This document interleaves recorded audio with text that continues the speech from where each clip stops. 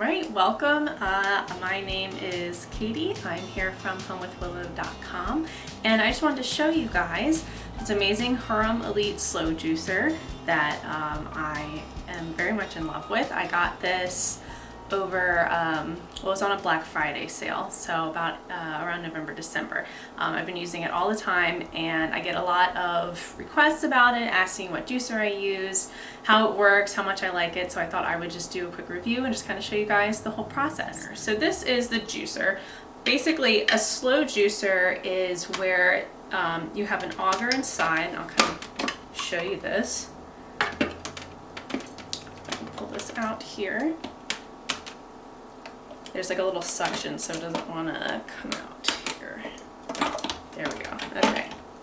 So you have an auger, so something like this is pretty heavy, and what it does is it basically just mashes the fruit down or vegetables down really, really well, and then pushes it through this little strainer, and then pushes the juice out, and you get, it goes very slow, so it doesn't heat up the produce. It retains more of the nutrients. You end up with less pulp, and the juice is a little bit thicker. So if you're used to a centrifugal juicer like a Breville, which is what I used to have, it's going to be a little bit different. So I'm just going to put this back on here.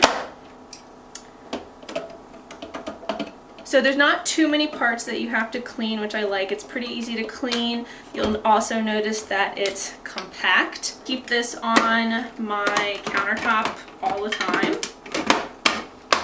There we go.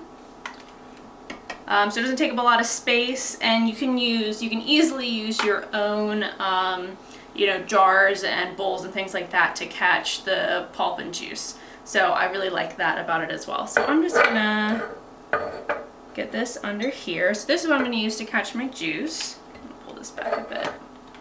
Alright, and then I have all of my fruits and veggies prepped here. Basically, I've just washed them, cut them in smaller pieces, and I have a little paring knife here if I need to cut something smaller. And then I'm going to use this to catch the pulp. So you'll see that there's not a lot of pulp for this much produce. It's pretty cool. Alright, so on the back, which I'm not going to turn this around, but you'll see there's a on, and then there's also a reverse. So the reverse is just in case something gets stuck in there, it kind of pushes everything back up, and then you can kind of reprocess it. Alright, so you'll also notice that this is very quiet. If you're used to a centrifugal juicer, it's very loud, it makes a lot of noise. This is very quiet, which I really appreciate. Alright, so let's just start. I'm going to start with green so you guys can see how much juice you get out of with so little pulp. Alright, so I'm just going to start with kale. So another thing you'll notice if you're used to a centrifugal juicer is you have to break things up into very small pieces. Alright, so just one little small amounts at a time.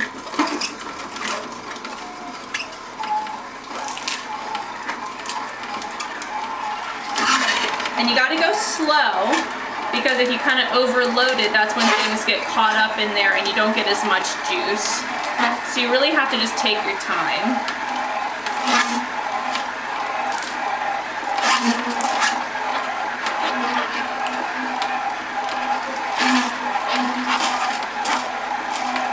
Alright, so I don't press down a lot, I kind of allow the machine to eat. And you'll notice that was one slice of kale. We've had no pulp come out yet, and we're getting, a little bit of juice coming up here. Maybe less than half an ounce or something. I'm going to do another little bit here. One thing I wanted to share too is that the best way to clean your greens for any purpose, no matter what they are, is actually to soak them in salt water for about 10-15 minutes. So if I'm cooking or I'm prepping for juice or whatever, I'd put that in first, let it soak, and rinse it really well.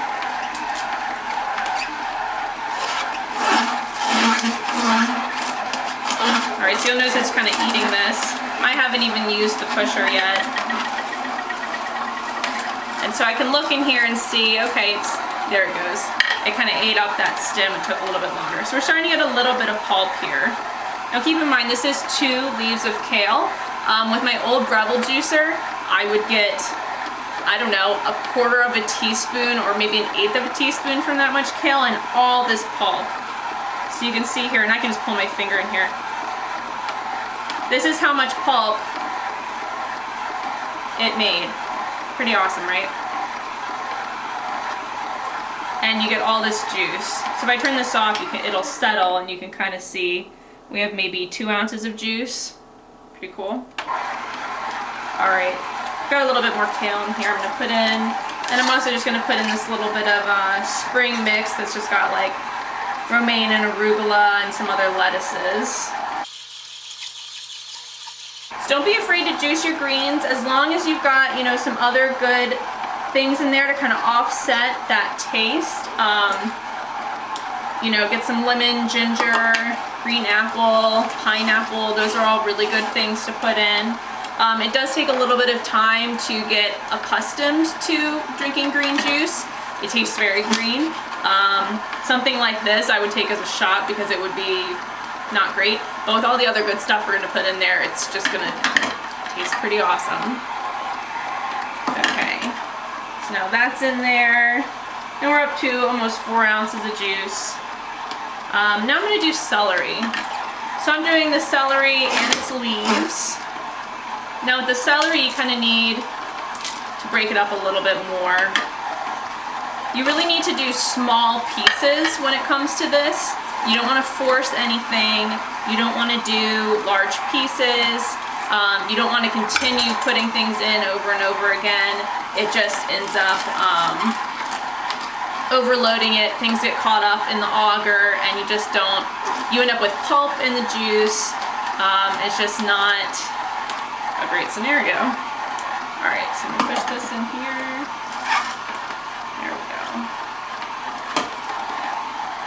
So this whole process is just much slower than you might expect another juice to be. So I'm just gonna speed this up as I go along for the sake of the video.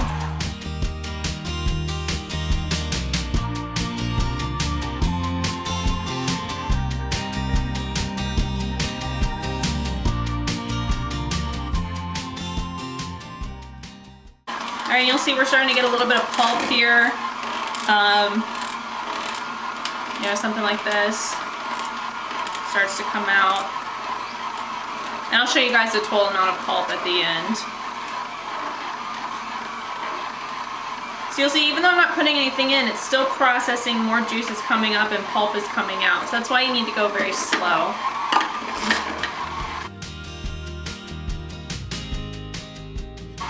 And once this gets full, up here, I'll just release it.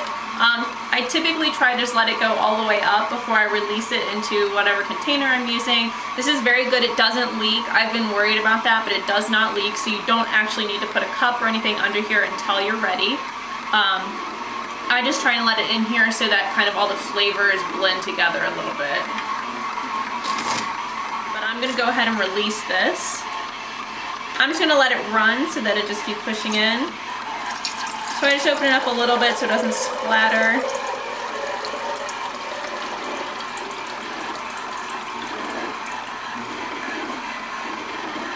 All right, now I'm gonna keep going.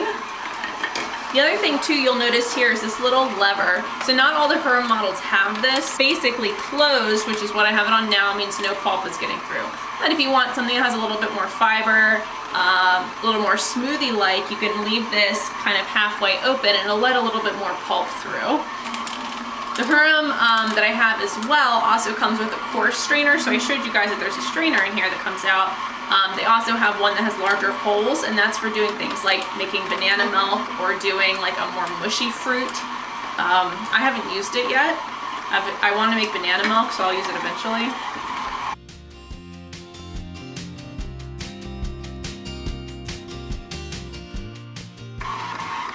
Alright, so I've finished everything that is in my colander. So you'll see it's still processing, there's still some pulp coming out. So I just let it run for, 30 seconds or so. Now there is still some pulp in the machine, so what I'm going to show you, there's still a little bit left in here. It gets caught up under the auger. So this is not all the pulp, but there's maybe like another tablespoon in the machine itself, just so you get an idea. Alright, now I'm going to release this. Beautiful. Oh, it's almost perfect.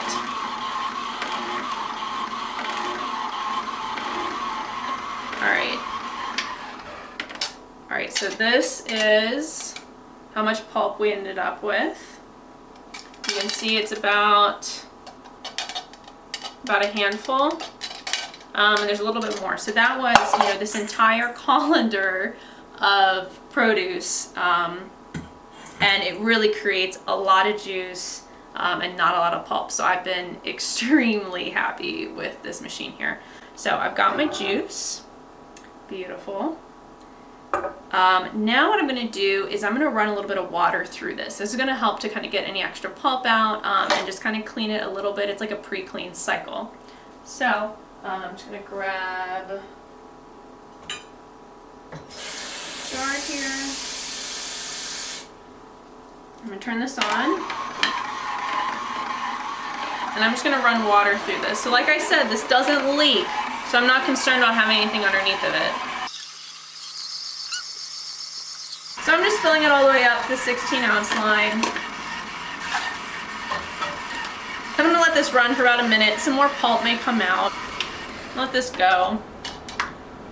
Now this pulp, you can save this. I don't typically, unless I'm doing something that I think would be good to add into muffins or energy bites or to make like crackers with or whatever, since this was just kind of like a random spattering of green things, I am just going to compost this.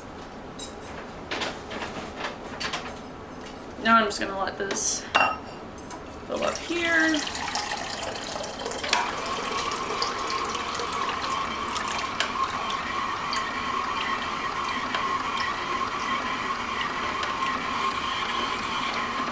Alright, and now this is ready to be cleaned, and that's about it. So when I clean this, all I do is I just lift this up, lifts up super easy.